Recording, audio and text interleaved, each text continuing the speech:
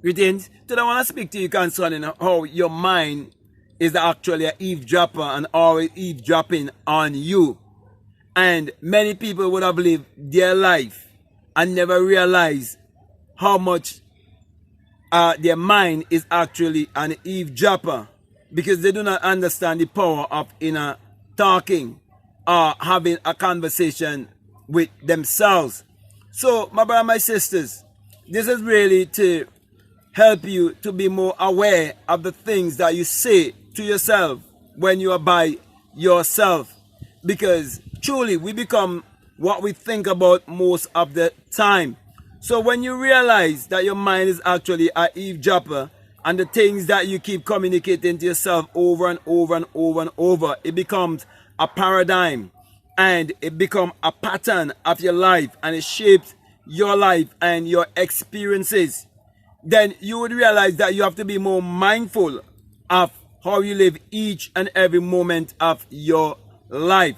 So when you know that thoughts become things and that your thought is actually creating your reality, then you would know that if you communicate with yourself through inner talking on positive things, then you will have positive experience. That is why when you read the Bible, knowing that the Bible is a book of mind science, you will understand why it says that you can only be transformed by the renewing of your mind. So if you're going to renew your mind, you have to renew your inner talking. And also it says that whatsoever things that are good, whatsoever things are lovely, whatsoever things are true, whatsoever things that are pure, if they have any virtue, that you must think on these things. And this kind of thinking is inner speaking. It is you having this inner conversation. Each and every one of us always speaking to ourselves all the time.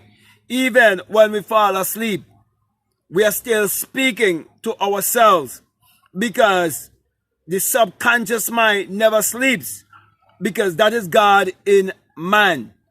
God is the dreamer in you. So when you go to bed and you fall asleep and you can still see, you can taste, you can touch, you can smell, all of these things can happen in your dream.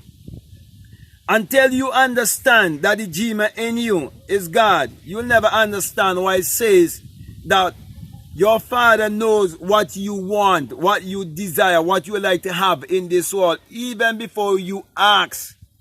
Because you see, when you have this kind of understanding, you will know that you're not supposed to be begging and beseeching to a God or a Savior outside of yourself. But you're supposed to be living in the realm of thanksgiving, always giving gratitude, knowing that true prayer is desire, meditation, and thanksgiving. So you will live your life on a different terms, having the right understanding of how your inner talking affect the rest of your life. So remember that your mind is an eavesdropper, always listening to what you are saying. And as I always said concerning the subconscious mind, whatever you impress upon the subconscious mind, that is what the subconscious mind will give back to you. Just like whatever you sow in the earth, that is what the earth will give back to you. And we refer to the earth as Mother Earth. And a woman's womb also, whatever seed is sown in her womb, that is what she will bring back. So you have to know what you are sowing within your mind. For I always remind you that your thoughts, they are thought frequency, and your brain is a transmitter and a receiver of those thought frequency that is going out into the ether.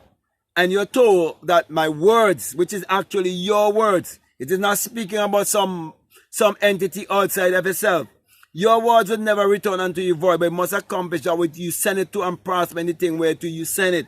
Therefore, you have to know the kind of thoughts that you encourage in your mind. So be more responsible. Control your mind and see how much you can hold to something that is positive, something that is uplifting, and repeat it over and over and over and over and over and over throughout the day. Which would mean that you have to learn to talk less and listen more. So to listen is to be in a time of silence.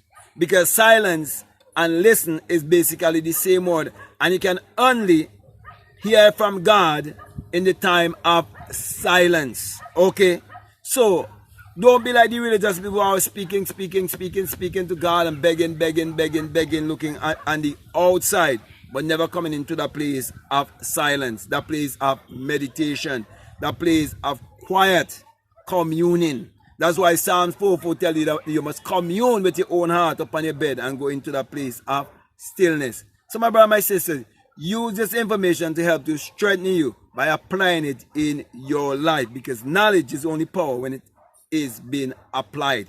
Okay, so with that being said, my brother, my sister, I want to thank you very much for listening to me, and I want to say to you, if this is the very first time that you listen to me, what I'm saying, if it makes sense to you, if it really resonates with you and helping you in any way, you haven't subscribed already, I'm definitely encouraging you to subscribe, to like, to comment, or to share this video, because it will definitely help the algorithm. Also, if you feel inspired to support this work, there's always a PayPal, and the link is down below. You can all time feel free to do so and check it out.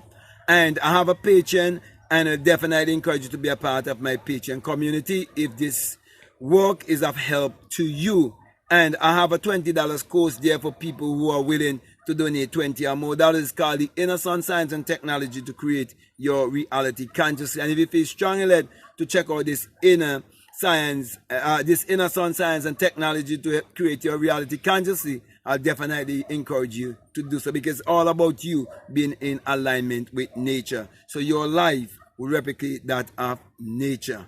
Okay, so with that being said, my brother, my sister, I want to say peace, love you all, out.